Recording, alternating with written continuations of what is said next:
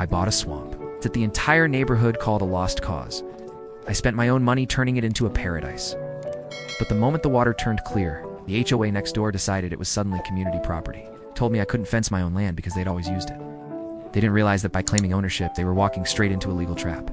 The lake sat just beyond the boundary of a gated subdivision. When I bought it, it was choked with weeds, and the water was so murky you couldn't see your boots. The price was dirt cheap because nobody wanted the headache. But the paperwork was clean. No HOA rules, no committees. It was 100% mine. I spent months dredging the mud, rebuilding the spillway, and clearing the shoreline. When I was done, the water was crystal clear, and the ducks returned. That's when the trouble started. Neighbors who used to ignore the swamp started wandering over with coolers and fishing rods, acting like it had always been part of their view.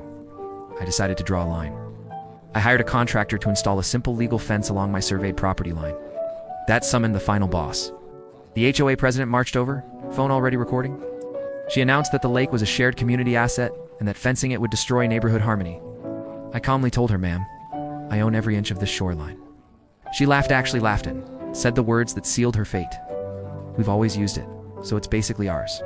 Within a week, my fence was covered in fake HOA violation notices. They tried to bully me with fines that didn't apply to my land, so I stopped being polite.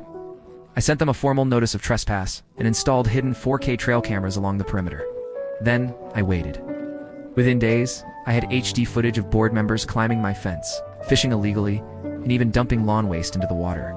I didn't yell, I filed charges. I submitted criminal trespass complaints for every person on camera. I billed the HOA for environmental damage and called the sheriff on their parties that spilled onto my land. The president came back one last time, screaming about entitlement. I didn't argue, just pointed to the new sign with my name on it. The lake was never theirs. They just forgot that in the real world, feelings don't override a deed.